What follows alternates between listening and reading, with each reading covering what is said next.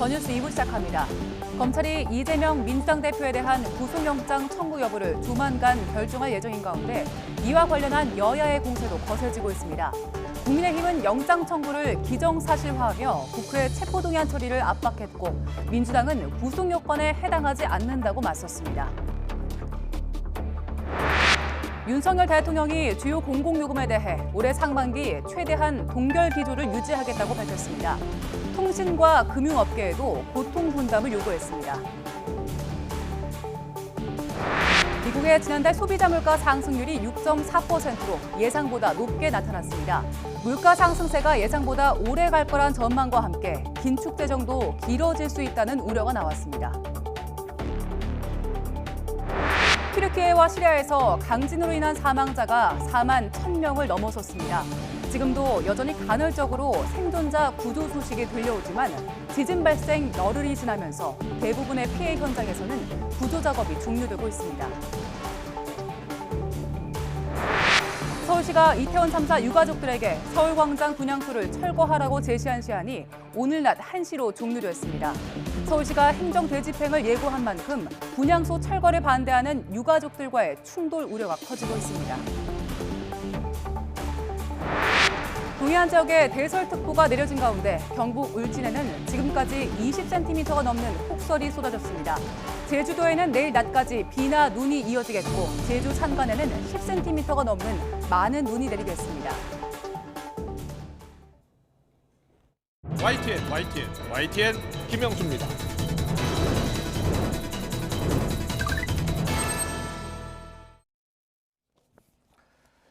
검찰이 어제 이재명 민주당 대표에 대해 금명간 영장 청구 여부를 결정하겠다라고 밝히자 이 대표가 강하게 반발했죠. 제가 뭐 어디 도망간다고 했습니까? 물증 있으면 공개하라 이렇게 맞받았는데요. 여기에 이재명계의 좌장으로 불리는 정성호 의원이 구속된 김용전 부원장과 정진상 정 실장을 장소 변경 접견, 특별 면회 형식으로 만난 것이 또 언론에 알려졌습니다. 오늘은 또 이화영 전 경기 부지사도 따로 면회한 사실이 확인이 됐죠. 정성호 의원은 오늘 검찰이 면접 내용까지 언론에 흘리고 있다면서 이 대표 기소 전 여론몰이라고 비난을 했고 국민의힘은 수감 중인 대장동 일당을 찾아간 것은 입막음과 회유 시도라고 주장했습니다. 여야는 오늘 이재명 대표 영장 청구와 김건희 여사 특검을 놓고 서로 물타기라면서 공세를 이어갔습니다. 오늘 여야 입장을 듣고서 더 정치 풀어가겠습니다. 50억 클럽과 김건희 여사 부실 수사로 국민의 지탄이 커지자 검찰이 다급해진 모양입니다. 검찰의 이 대표 영장 청구 운운은 50억 클럽과 김건희 여사의 의혹 봐주기 수사로 여론이 들끓자 대놓고 물타기 하겠다는 속셈으로밖에 볼 수 없습니다. 윤석열 정치검찰의 상식에 입각한 맹성을 촉구합니다. 김건희 여사 특검 얘기 나왔는데요. 그래서 저희들이 상식적으로 이해하기로는 지금 저희 이재명 대표 문제에 물타기를 하기 위해서 무리하게 너무 오랫동안 같은 주제를 가지고 억지 논리를 지금 하고 있다라고 보고 있어요. 네, 방금 들어온 소식부터 전해드리고 정치권 이슈 짚어보겠습니다. 김학의 전 법무부 차관에 대해서 불법 출국 금지 혐의로 재판에 넘겨진 관련자들이 있었죠. 오늘 법원에서 1심 선고가 나왔는데요. 대부분 무죄를 선고받았습니다. 서울중앙지방법원은 오늘 오후 직권남용 혐의 등으로 기소된 이광철 전 청와대 민정비서관, 차규근 전 법무부 출입국 본부장에 대해서 모두 무죄를 선고했습니다. 재판부는 당시 김 전 차관에 대한 재수사가 임박한 상황에서 출국을 저지한 목적과 정당성이 인정이 된다면서 이 과정에서 발생한 직권남용 등의 혐의에 대해서는 공소사실을 인정하지 않았습니다. 다만 이규현 검사에 대해선 긴급 출국금지 승인 요청서와 관련해 서울 동부지검 검사장 대리인 명의 자격을 모용하고 공용 서류를 은닉한 혐의로 유죄를 인정해서 징역 4개월을 선고했습니다. 다만 형의 선고는 유예했습니다. 재판부는 긴급 출국 금지 조치는 상당성 요건을 갖추지 못했다는 점에서 위법했고 결과적으로 법률상 요건을 충족하지 못한 그릇된 선택이었지만 당시 김 전 차관에 대한 출국 금지는 일반인과 다르게 평가해야 할 필요성이 있다고 설명했습니다. 앞서 이 전 비서관과 이 검사 차 본부장은 지난 2019년 3월 김 전 차관이 출국을 시도하자 불법으로 출국 금지를 하는 데 관여한 혐의로 재판에 넘겨진 바 있습니다. 검찰은 앞서 결심 공판에서는 이규원 검사, 차규근 전 본부장에 대해 각각 징역 3년을, 이광철 전 비서관에는 징역 2년을 구형한 바 있습니다. 네, 오늘의 전국 현안을 짚어보겠습니다. 전주의 국민의힘 의원, 고민정 더불어민주당 의원 나와 계십니다. 어서 오십시오. 네, 안녕하세요. 반갑습니다. 안녕하십니까. 오늘 전국 이슈 다루려고 했는데 김학의 전 차관 불법 출금과 관련해서 1심 네. 선고가 내려졌는데 1심 선고를 어떻게 봐야 될까요? 법원의 판결을 일단 존중해야 되겠죠. 예.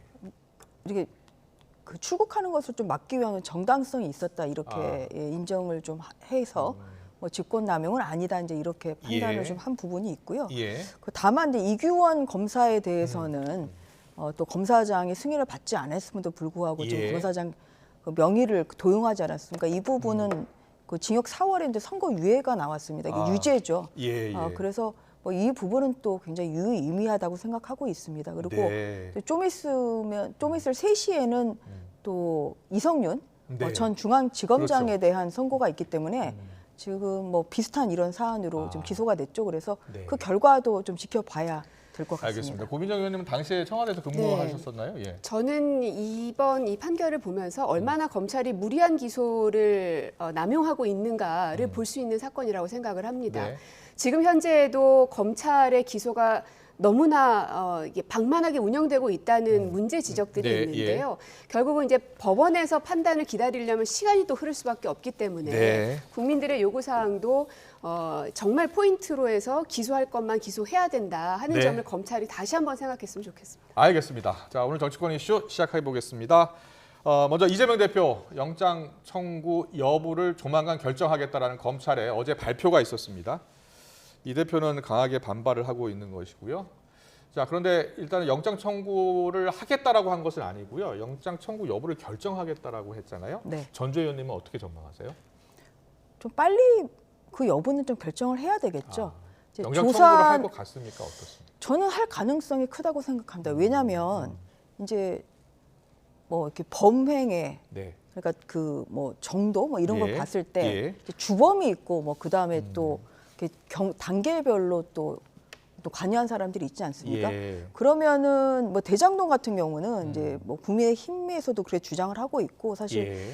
많은 국민들이 사실 대장동에 설계를 하고 대장동 당시의 사업 당시의 네. 최종 결재권자가 지금 성남시장이었던 이재명 당시 예. 대표이기 때문에 그러니까 당연히 이제 가장 중요한 핵심적인 주범이라고 보고 있죠. 예. 그런데 넘버 2, 넘버 3가 지금 다 구속돼 있는 상태 아니겠어요? 예. 뭐 정진상 실장, 그리고 또 김용천 부원장, 그리고 또 유동규, 뭐 김만배 이런 예. 넘버 2, 넘버 3가 지금 다 구속이 돼 있기 때문에 구속이 돼 있었죠. 그래서 네. 그런 점에서 넘버 1인 결국은 그 이재명 당대표에 대한 영장 청구 형평성상 청구를 할 수밖에 없다. 예. 저는 그렇게 보고 있습니다. 최근에 이와 관련해서 이제 정성호 의원이 이 김용전 부원장이나 정진상 전 실장을 면회한 것을 놓고서 또 공방이 이어지고 있잖아요. 그래서 정성호 의원 같은 경우에는 이제 영장 청구를 앞두고 이게 언론 플레이 하는 것 아니냐 이런 이야기를 했어요. 자, 민주당에서는 어떻게 보고 있습니까? 사실 최근에 이렇게 언론을 통해서 검찰의 그 수사 내용들 네. 혹은 면회 장소에서 이런 내용들도 일반인들이나 혹은 기자들이 절대로 접근할 수 없는 것임에도 불구하고 예. 이 공무상 기밀들이 계속 누설되고 있는 게 반복되고 있습니다. 네. 어찌 보면 윤석열 정권이 범죄자를 양성하고 있다는 생각마저도 들 정도인데요. 예. 감사원의 감사 직원들, 뭐 국세청의 세무감사했던 사람들뿐만 아니라 검사들, 그리고 이번에도 면회하는 장소에는 분명 교도관이 있었을 텐데 네. 누군가는 그것을 발설했기 때문에 세상에 나온 것 아닙니까? 예. 이런 공무상 기밀이 누설되고 있는 것을 정부가 오히려 뒷짐지고 있는 것을 보면 방조하는 것이라는 생각밖에 좀 안 듭니다. 네, 혹시 방조하는 것 아니냐? 저희가 지금 그래픽을 좀 정리를 해봤는데요. 12월 9일 김용전 부원장을 이제 접견한 것으로 지금 확인이 되고 있고요. 이화영 전 평화부지사 접견 내용은 이제 오늘 보도로 알려졌습니다. 그리고 올해 1월 17일, 18일 정진상 전 실장을 접견했는데 그 전날요 김성태 전 쌍방울 회장이 압송된 날이었습니다. 그러니까 그 다음 날 정진상 전 실장을 접견한 것입니다. 이를 두고서 이 민주당에서는 입막음하려는 것 아니냐 이런 주장이에요. 어떻게 보세요? 입막음은 지금 정성호 의원이 입막음 하려고 지금 만난 거 아니냐 사실 예. 이제 그런 의혹이 좀 많이 국민의힘에서는 그렇게 생기죠. 지금 왜냐하면은 지금 만난 시점을 보면 특히 정진상 전 실장 같은 경우는 김성태 쌍방울 전 회장이 국내에 송환된 1월 17일 그 다음 날인 1월 18일에 지금 만났다는 거거든요. 예. 만난 시점은 굉장히 중요합니다. 그리고 또 거기에서 나오는 지금 말이 언론 보도에 따르면 뭐 이대로 가면 이재명 당대표가 뭐 대통령 또 된다. 또 알리바이를 만들어라.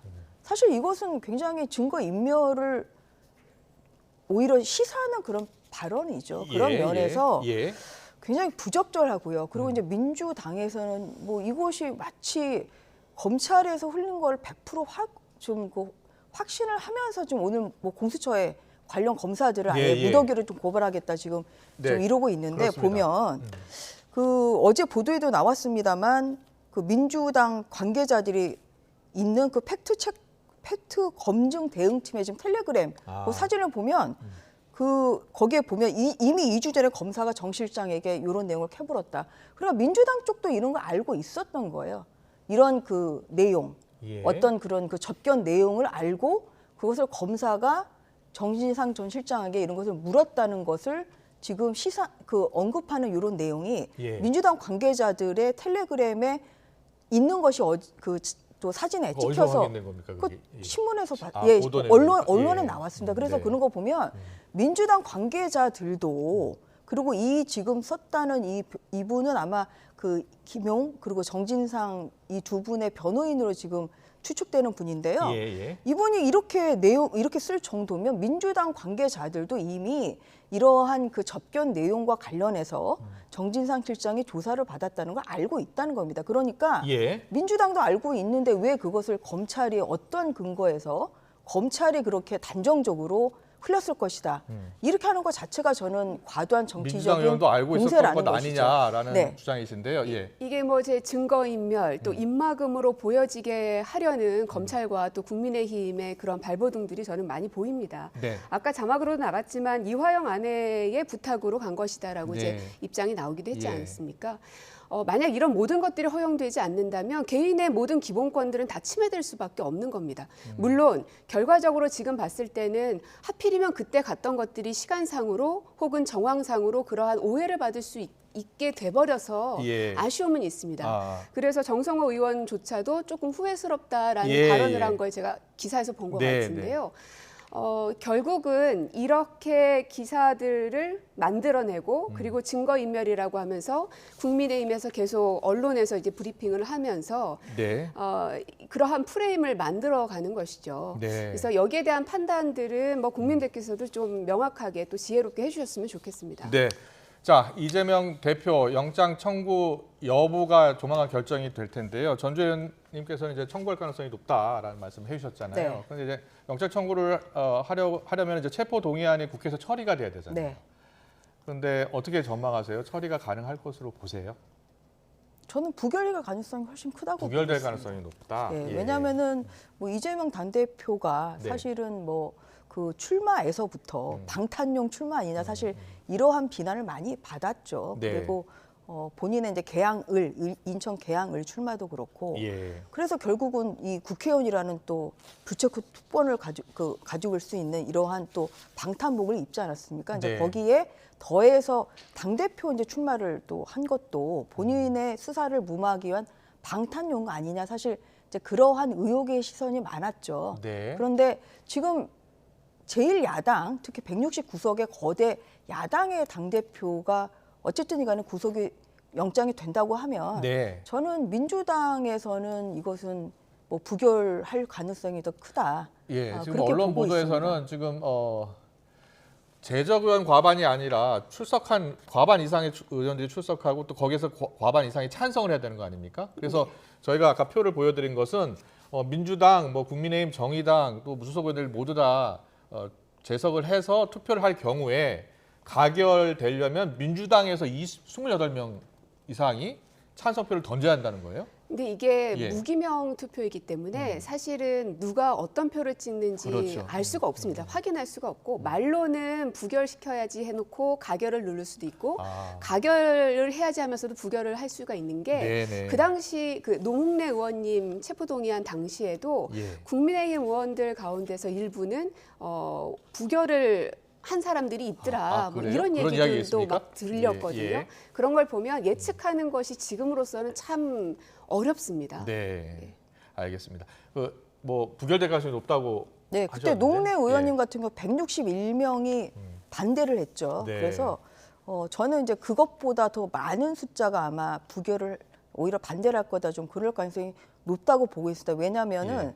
사실 이재명 대표에 대한 체포 동의안이 가결이 된다고 하는 건 사실 굉장히 큰 민주당의 위기죠. 네. 물론 기소 자체도 민주당의 어마어마한 위기입니다만 사실 구속된다는 것은 굉장히 큰, 뭐 체포 동의안이 가결되는 것 자체도 굉장히 큰 위기 아니겠습니까? 그렇기 네. 때문에 예. 그런 면에서 결국은 체포 동의안이 국회에서 상정이 되는 순간 위기의식을 가지고 저는 부결을 할 가능성이 크다. 네. 그렇게 보고 있고요. 예. 더더군다나 저는 좀 그 노웅래 의원 그 체포 동의안 때 보면 네. 한동훈 장관이 또 나와서 설명을 해요. 그랬죠. 예. 근데 민주당 의원님들 한동훈 장관만 보면 사실 굉장히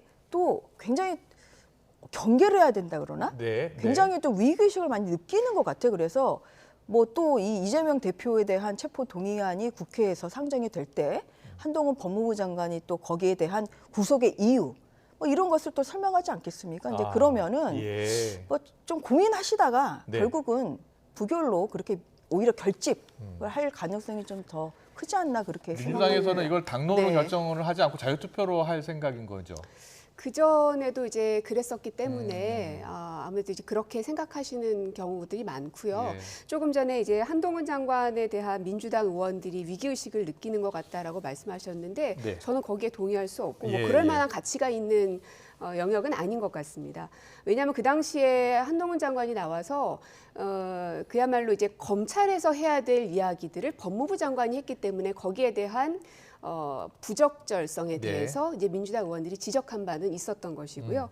그리고 이번에 이 체포동의안에 대해서 가결이냐 부결이냐를 논의하고 있지만 저는 검찰이 체포동의안을 내놓는 것 자체가 저는 부적절하다고 생각합니다. 네. 왜냐하면 검찰은 기소권이 있지만 예. 법원은 구속영장에 대한 판단을 할 수 있는 영역은 법원에게 있는 겁니다. 예. 하지만 지금의 제도로는 법원에서 판단을 받기 전에 국회에서 체포동의안 여부를 가리게끔 돼 있어서 네. 저는 좀 비정상적이라고 보고요. 만약에 국회에 그런 권한을 줄 거면 법원이 보는 만큼 네. 검찰에서 어떠한 것을 수사했는지 예. 그리고 변호인단은 어떤 내용에 대해서 방어하고 있는지를 국회의원들이 명명백히 다 듣고 나서 판단할 수 있어야 되는데 아무것도 없는 상태에서 판단해야 되는 지금의 좀 기형적인 상황이 좀 바뀌었으면 하는 생각도 있습니다. 이정미 그 정의당 대표 같은 경우에는 불체포 특권 내려놔야 된다라는 입장이고 또 이재명 대표도 대선 때 공약을 하지 않았느냐. 그리고 이야기를 들어보면 불체포 특권 내려놓고 법원에 가서 일반인들과 같이 똑같이 영장 실질 심사를 받으면 되는 것 아니냐 이렇게 이야기하더라고요.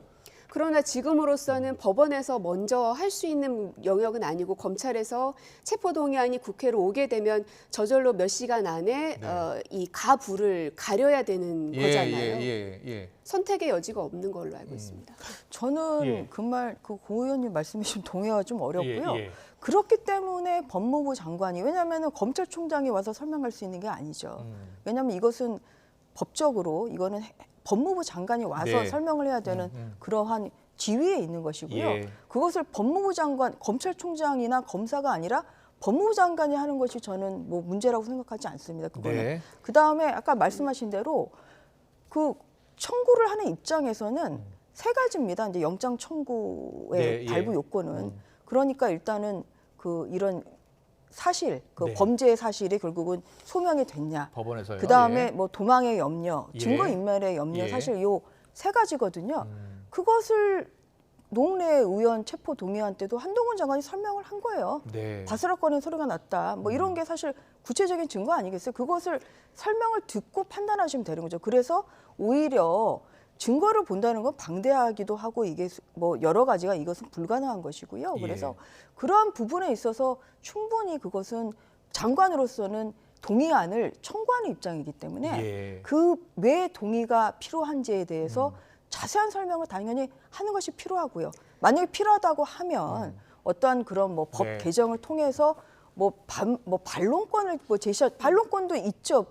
저번에도 노웅래 의원이 본인의 반론권 행사하지 않았습니까? 이번에도 되면은 이재명 대표가 거기에 대한 반론권을 하는 것이고요. 그래서 그러한 부분에 있어서 충분히 듣고 있는 의원들이 어느 체포 동의안의 뭐 찬성이나 부결에 대한 판단은 저는 충분히 하실 수 있는 정도의 시간은 된다. 그러니까 결국은 법무부 장관이 어떤 정치적 중립성을 잃어버린 것을 국민의힘에서도 인정하고 계시는 겁니다. 어쨌든 이 모든 사안에 대해서 특히나 법을 관장하는 곳이기 때문에 늘 한동훈 장관이 입버릇처럼 했던 이야기가 개별 사건에 대해서 언급하지 않겠다. 왜냐하면 중립적인 위치에 있어야 하기 때문에 어떤 장관보다도 훨씬 더 민감하게 해야 되는 것이죠. 알겠습니다. 영장 청구 여부 아직 결정된 건 아닙니다. 영장 청구 여부를 아직 결정한 건 아니고요. 좀 금명간, 그러니까 금명간을 사전 찾아보면 오늘이나 내일이었거든요. 근데 뭐 언론에서는 이번 뭐 내일이나 모레 글빛 중 뭐 가능할 것이다 이렇게 나오고 있는데 아직 영장 청구 여부가 방금 이제 정치적 중립성 얘기하시는데 그거는 법률상 그렇게 돼 있기 때문에 나와서 설명하는 것 자체가 정치적 중립성을 어긴 건 아니고요. 저희 국민의힘이 얘기하는 것처럼 오히려 선거 기간 동안 대선이나 뭐 그동안의 선거에서 뭐 그 민주당원 오히려 법무부 장관 이전에 내가 민주당원이라고 얘기한 박범계 법무부 장관이나 아니면 그 추미애 전 법무부 장관 사실 이런 분들이 오히려 정치적 그 자리에 있다는 것 자체가 오히려 정치적 중립성을 굉장히 의심받게 할 수밖에 없는 것이죠. 알겠습니다. 여기까지 듣고요. 국민의힘 상황 들어보겠습니다. 어제 보수의 텃밭인 부산에서 국민의힘 전당대회 두 번째 합동 연설에 있었습니다. 오늘은 TV 토론을 앞두고 있는데요. 김기현, 안철수 후보의 어제 이야기 듣고서 국민의힘 상황 들어보겠습니다. 오늘 제가 부산의 자랑스러운 오선 의원 조경태 의원과 만나 둘이 손잡고 김기현을 대표로 만들자고 합의를 봤습니다. 김조연대, 김나연대 잘했죠? 통합은 제가 전문가입니다. 여러분 맞죠?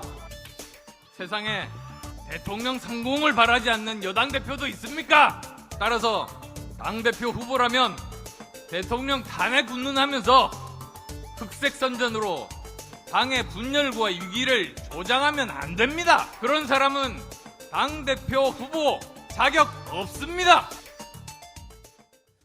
네, 김나연대 나왔고요. 이제 김조연대도 나왔습니다. 김기현 의원, 또 안철수 의원 그런 후보는 당대표 될 자격이 없다라고 맞서고 있는데요. 분위기는 어떤지 좀 궁금합니다. 지금 전주 의원님 어때? 당 상황 어때요? 치열하게 지금 뭐 양강구도라고 이야기하는데 흥행에는 성공하는 것 같습니다. 뭐 제주도도 굉장히 많은 당원들이 오셨고요. 이제 어제 열렸던 부산 합동 연설에는 뭐 한 2,000명 정도 인원이 수용할 수 있는 곳이었는데 뭐 한 5,000명 정도 좀 왔다 뭐 이런 보도까지 나올 정도로 굉장히 후끈 달아오르는 좀 그런 면에서 이제 흥행에는 성공하고 있다. 그리고 국민들의 관심을 받는 데는 좀 성공하고 있다. 이렇게 생각하고 있습니다. 그렇습니까? 저기 민주당에서는 어떻게 보고 계세요? 네, 뭐 연대가 계속 많이 나오네요. 뭐 참 많은 연대가 있는데 저는 통합이라고 보여지기보다는 블랙홀 연대 같다는 생각이 좀 많이 듭니다. 블랙홀 연대요? 네, 결국에는 김기현 후보와 이제 윤석열 대통령 간에 서로 이렇게 좀 합이 맞는 것이지 않겠습니까? 왜냐하면 김기현 후보님께서는 절대로 입에 올려서는 안 되는 대통령 탄핵이라는 단어를 올렸음에도 불구하고 그냥 스리슬쩍 이렇게 넘어가져 버리고 있는 상황이거든요. 그래서 결국은 김기현이라는 사람이 앞에 있긴 하지만 뒤에는 윤석열 대통령께서 계시는 거는 뭐 모두가 다 인정하는 상황인 것이고 그 안으로 모든 게 지금 빨려 들어가고 있는 상황이어서 향후 국민의힘이 어떤 방향으로 전열을 재정비할지가 참 궁금합니다. 안철수 후보 측에서는요. 대통령실이 우리는 중립이다라는 표현을 좀 해줬으면 좋겠다 이렇게 이야기하던데 그런 표현 안 했나요?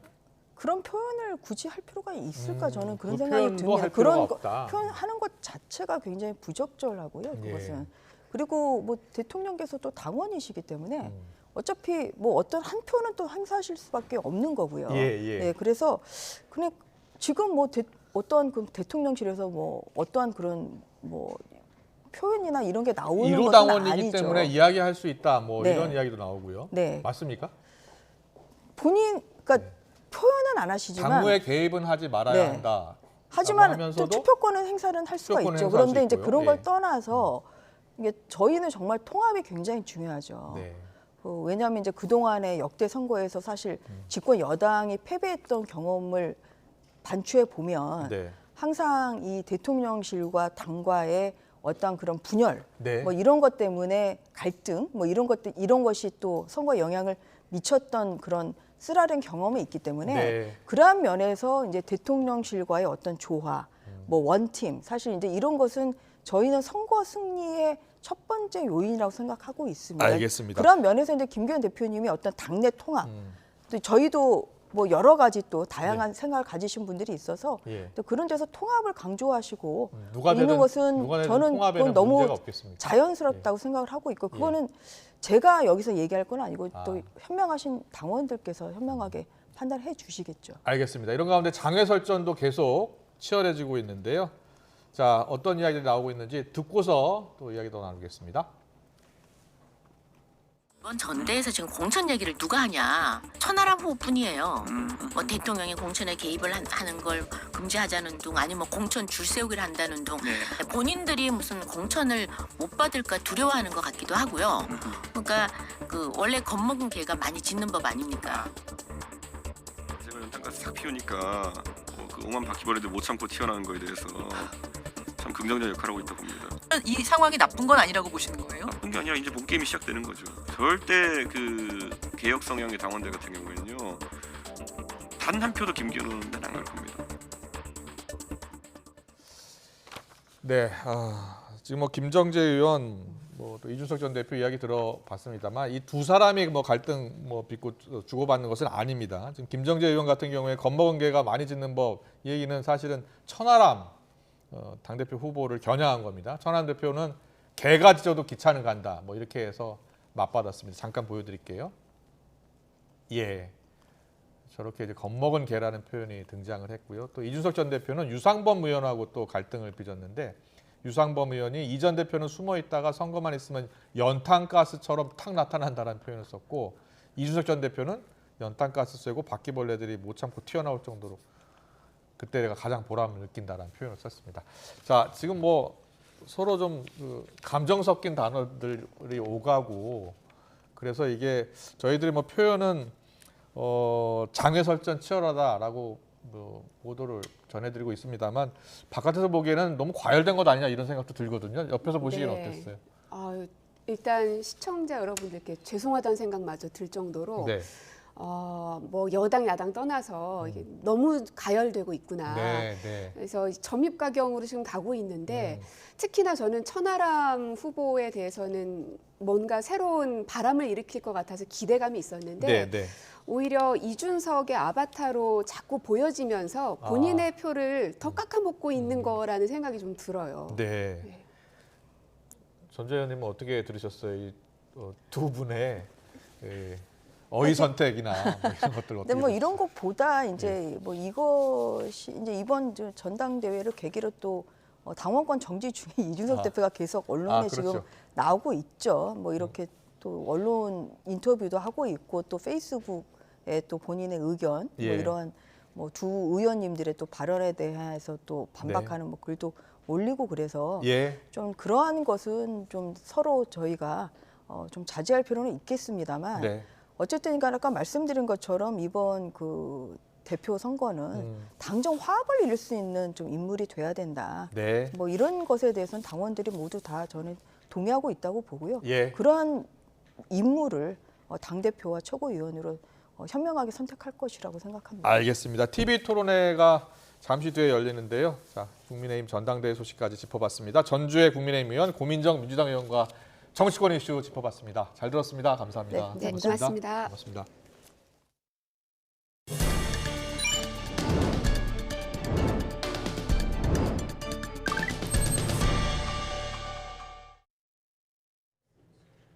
네, 조금 전 들어온 소식 전해드리겠습니다.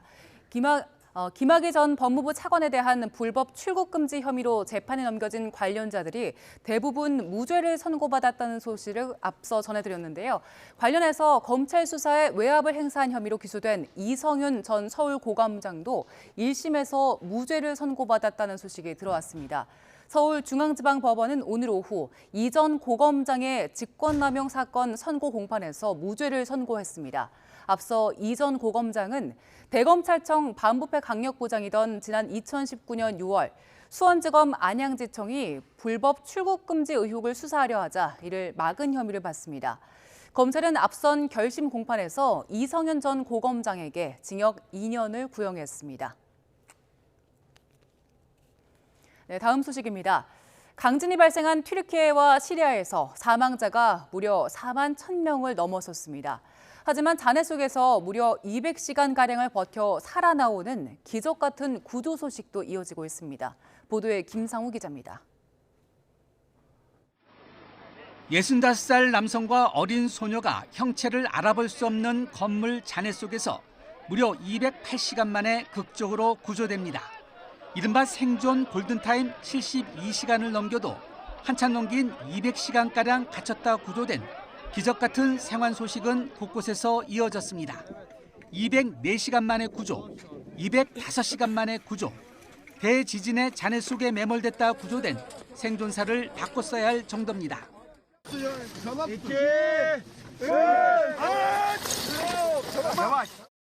앞서 18살의 매몰자도 198시간 만에 튀르키예 아디야만주의 건물 잔해에서 구조됐습니다. 카흐라 만만 나슈에서도 두 형제가 역시 198시간 만에 무너진 건물 밖으로 나왔습니다. 기적 같은 생還소식이 이어지고 있지만 구조 작업보다 복구 작업으로 전환되기 시작해서 생존자 추가 발견 가능성은 줄어들고 있습니다. 유엔은 이제 매몰자 구조보다 생존자 구조의 시간이라고 밝혔습니다. Aid must get through from all sides to all sides through all routes without any restrictions. 튀르키예와 시리아에서의 사망자가 수만 명으로 급증한 가운데 일부 지역에선 구조 작업을 종료하고 건물 철거 작업에 들어갔습니다. 유엔의 지적처럼 튀르키예에서만 100만 명 이상이 대피소에서 고통스러운 나날을 보내는 등 2차 재난 우려도 커지고 있습니다. الناس اللي مأوى بخيمه بس خيمه واكل وشرب اكثر من هيك شو احتياجاتنا بعد بدنا بيوت بس. 밤낮으로 온 힘을 다한 구조대 등은 매몰자를 구하고 감격에 겨워 서로 포옹하고 환호했지만 구조 작업이 사실상 종료 단계에 접어들어 기적 같은 소식은 점점 멀어지고 있습니다. YTN 김상호입니다. 정부가 민관합동 해외 긴급구호협의회를 열고 튀르키예에 대한민국 긴급구호대 이진을 파견하는 방안을 공식 논의합니다. 임수석 외교부 대변인은 어제 정례 브리핑을 통해 협의회에서 구호물품 추가 지원과 재건사업 준비 등을 위한 구호대 이진 파견 관련 내용을 논의할 예정이라고 밝혔습니다. 해외 긴급구호대 파견은 관련법에 따라 협의회를 열어서 결정해야 하는 만큼 이진 구호대 파견과 구체적인 구성 등은 오늘 협의회에서 결정될 전망입니다. 특히 생존자를 구조할 수 있는 골든타임이 상당히 지나는 등 현지 상황이 변하고 있어서 수색 구조보다는 지역사회 재건을 위한 준비에 초점이 맞춰질 걸로 보입니다. 러시아가 우크라이나 침공 1년을 맞아 대공습에 나설 걸로 예상되는 가운데 나토 각국이 우크라이나 지원에 속도를 내고 있습니다. 미 국방장관은 우크라이나가 오는 봄에 러시아에 대한 반격을 개시할 걸로 예상한다면서 지원을 약속했습니다. 다만 전투기 지원에는 여전히 신중한 입장입니다. 이종수 기자입니다. 미국 등 서방 국방장관들이 우크라이나 지원 방안 논의를 위해 함께했습니다. 북대서양조약기구 나토 사무총장은 레오파르트, 주력전차 등 핵심 역량의 우크라이나 신속 지원을 강조했습니다. 50여 개국이 참여하는 우크라이나 국방연락그룹 회의를 주재한 로이드 오스틴 미 국방장관은 우크라이나가 반격에 나설 것이라며 올봄 공습 개시를 예상했습니다.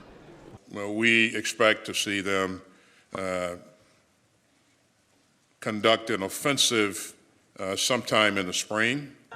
미 당국자들은 러시아가 공세에 나서고 우크라이나가 반격에 나설 것으로 보이는 올봄이 중요 시점이 될 것으로 예측해왔습니다.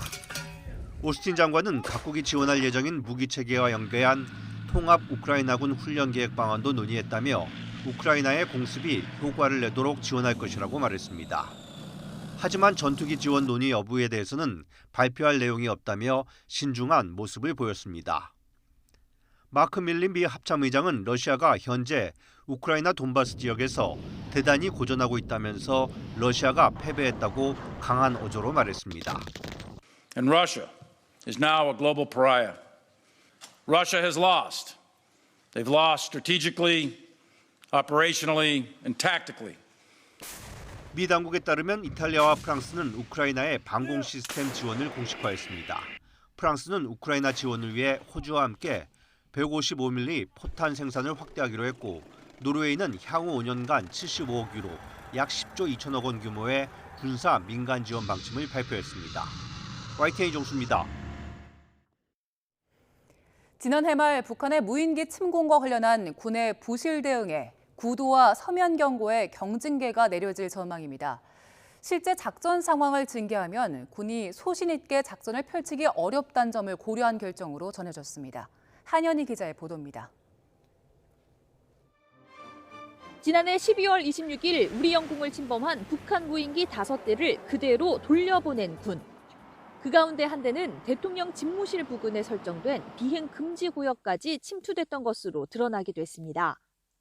이 같은 부실 대응에 대한 검열을 진행한 군은 장성급과 영관급 10여 명에게 징계를 결정했습니다.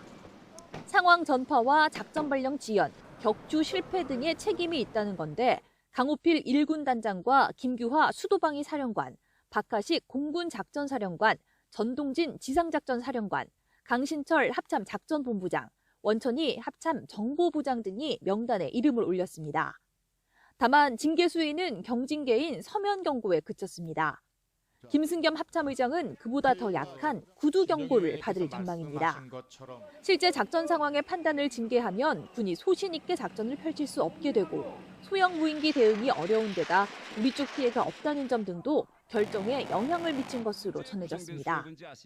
필요한 부분에 대해서는 문책이 필요하겠지만은 더 중요한 것은 우리가 미흡했던 부분을 조속히 보완하는 것이 더 중요하다고 보고 거기에 매진하고 있습니다. 하지만 군의 경계 실패에 대한 사회적 논란에 비해 징계 수위가 솜방망이에 그치면서 군 기강을 제대로 세울 수 있겠느냐는 지적도 나옵니다. 군 당국은 북한 무인기가 군사 분계선을 넘어오기 전 항적을 최초 포착하고 이상 항적으로 평가한 육군 1군단 장병 6명에겐 합참의장 표창을 수여할 예정입니다. YTN 한현입니다. 고물가와 고금리로 국민의 경제적 어려움이 커지는 가운데 윤석열 대통령이 도로와 철도 등 공공요금을 상반기에 동결하겠다고 밝혔습니다. 통신과 금융업계를 향해선 물가 안정을 위한 고통분담에 자발적으로 참여해 줄 것을 촉구했습니다. 비상경제 민생회의 모두 발언 들어보겠습니다. 도로, 철도, 우편 등 중앙정부가 관리하는 공공요금은 최대한 상반기 동결 기조로 운영을 하고 전기, 가스 등 에너지 요금은 서민 부담이 최소화되도록 요금 인상의 폭과 속도를 조절하고 취약계층을 더 두텁게 지원해 나갈 것입니다. 통신, 금융 분야는 공공재 성격이 강하고 과점 상태를 유지하고 있는 정부의 특허 사업입니다. 업계에서도 물가 안정을 위한 고통 분담에 자발적으로 참여할 필요가 있다고 생각합니다. 윤석열 대통령은 은행 통신업계에 실질적인 경쟁 시스템을 강화하라고도 지시했습니다. 윤 대통령은 오늘 회의에서 과점 체제인 은행과 통신업계 경쟁 시스템 강화를 위한 제도 개선을 관련 부처에 지시했다고 대통령실이 언론 공지로 전했습니다. 현재 과점 체제를 해소해서 과다한 통신 요금을 낮추고 최근 은행계의 성과급 잔치 등을 막겠다는 취지로 해석됩니다. 대통령실 관계자는 과점을 개선하기 위해 통신과 은행업계 진입 장벽을 낮추는 방안 등 모든 개선 방향을 열어놓고 검토하라고 지시했다고 설명했습니다. 오늘 0시 기준 코로나19 신규 환자는 14,957명으로 집계됐습니다. 수요일 발표 기준으로 지난해 6월 29일 이후 33주 만에 최소 기록입니다. 신규 환자 가운데 국내 발생은 14,938명, 해외 유입은 19명입니다. 위중증 환자는 228명으로 열흘 연속 200명대를 유지하며 지난해 10월 25일 이후 113일 만에 가장 적게 나타났습니다. 사망자는 24명으로 누적 사망자는 33,782명입니다. 식품의약품안전처가 국내 업체가 개발한 불면증 개선 소프트웨어를 국내 첫 디지털 치료기기로 허가했습니다. 허가된 제품은 에임메드에서 개발한 솜즈라는 모바일 앱인데 불면증 환자를 치료하는 인지행동 치료법을 적용한 소프트웨어 의료기기입니다. 국내 기관 3곳에서 6개월 동안 임상시험한 결과 불면증 심각도 평가 척도가 통계적으로 유의미하게 개선된 걸로 나타났습니다. 해당 제품은 의사 처방이 있어야 사용할 수 있고 건강보험 적용 범위는 논의 중입니다. 수천만 년의 세월을 겪은 국내 최대 나무 화석이 일반에 처음으로 공개됐습니다. 3층 높이의 신생대 나무 화석을 보관 중인 대전 천연기념물센터 수장고가 모처럼 문을 열어서 공룡과 고래 등 희귀한 화석을 대거 선보였습니다. 이교준 기자가 다녀왔습니다. 지난 2009년 포항 금강리에서 발굴된 신생대 나무 화석이 거대한 몸체를 드러냅니다. 길이 10.2m, 최대 폭 1.3m로 국내에서 발견된 나무 화석 중 가장 큽니다. 악어 등껍질 같은 표면을 보면 옥리 구조와 나뭇결, 나이테 등 원형이 잘 보존돼 있습니다. 분석 결과 약 2천만 년 전 신생대에 자생했던 측백 나무과에 속하는 것으로 추정됩니다. 주변 지역에서 나온 다른 식물 화석과 연계한다면 신생대 식물상을 연구하는 데 충분히 도움이 될 것으로 판단됩니다. 지난달 천연기념물에 지정된 나무 화석과 함께 희귀 화석과 암석 등도 공개됐습니다. 국내 최초로 보고된 사족 보행 조각류 공룡 발자국 화석과 나무 화석 인근에서 발굴된 신생대 고래 골격 화석 등입니다. 두개골은 물론 등뼈, 갈비뼈 등이 고스란히 남아있는 고래 골격 화석 사례는 흔치 않습니다.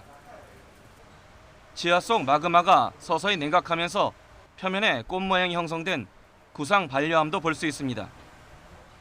이곳 지질표본 수장고 안에 보관 중인 화석과 암석이 1,350여 점에 달해 앞으로 연구 결과가 더 기대됩니다.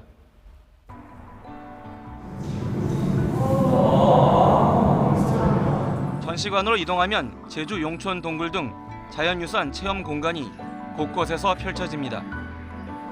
올해 초 증강현실 등 첨단 기술을 접목해 실감형 콘텐츠 공간으로 재단장한 것입니다.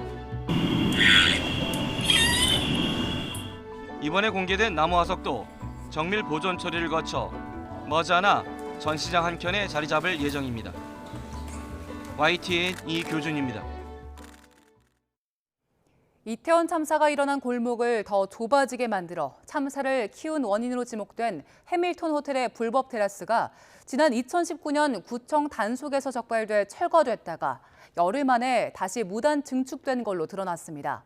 시대전환 조정훈 의원실이 서울 서부지검에서 확보한 해밀턴 호텔 대표 이모 씨의 공소장을 보면 이 씨는 지난 2019년 10월 불법 증축 테라스를 철거하라는 시정 명령을 받았습니다. 이에 따라 이 씨는 테라스를 철거했지만 서울 용산구청에서 자진 시정 확인을 받은 뒤 열흘 만에 다시 테라스를 무단 증축한 걸로 파악됐습니다.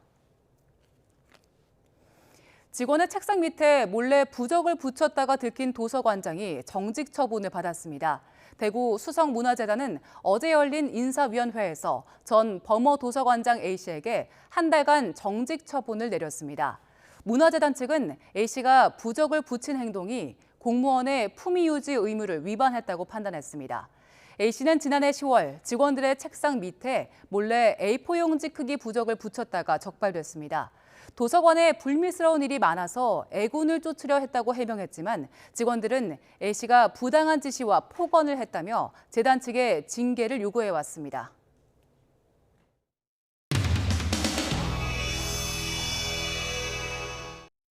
대표님께서. 저 누나로 한번 이행시 해보려고. 누나? 누누? 누가 세상에서 제일 귀엽지? 나? 정말 저한테 왜 이러세요?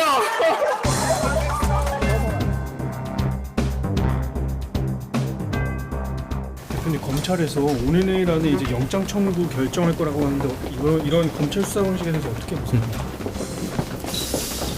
글쎄, 뭐 이해가 안 되네요. 제가 또 어디 도망간답니까?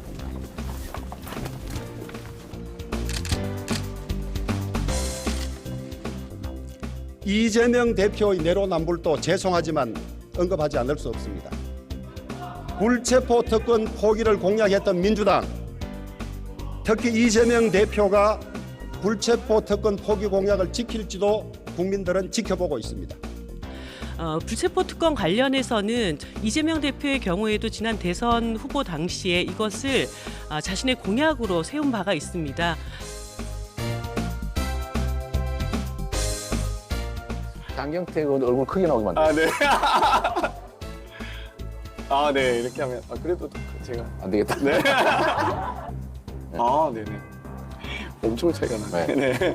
아, 이제 됐습니다. 네. 뒤로. 우리 장경태 의원님 요새 혁신은 어떻게 되고 있습니까? 윤석열 정권에 대항할 수 있는 강한 민주당이 돼야 되니 가장 중요한 혁신이라고 생각하거든요. 잘하셨어요. 네. 그래서 저희가 사실 그 전반기 때 혁신위는 다들 아시다시피 막 이런 면책특권 제한이라든지 불체포 특권 제한이라든지 이런 걸 고민하다가 지금은 무슨 소리냐, 삼권 분립을 더 확실하게 하고 이 입법부의 권한을 더 강화해야 된다라는 논의가 훨씬 더 주를 이루고 있습니다. 그래서 오늘 주제는 내부 균열을 최소화하자. 지금 이게 자칫 잘못하면 서로 안에서 싸움 나겠다.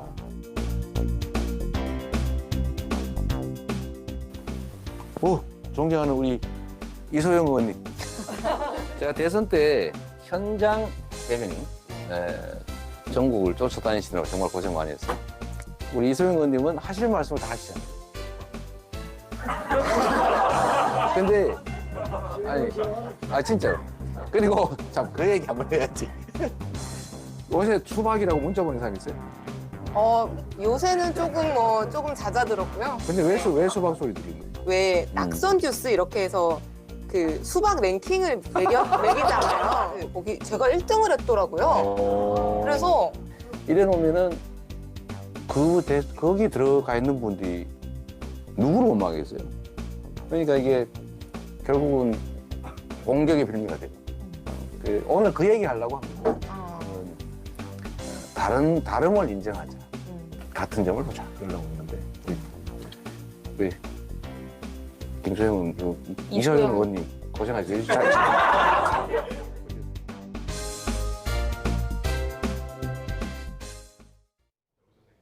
오늘에 이어 내일도 예년 수준의 겨울 추위가 예상됩니다.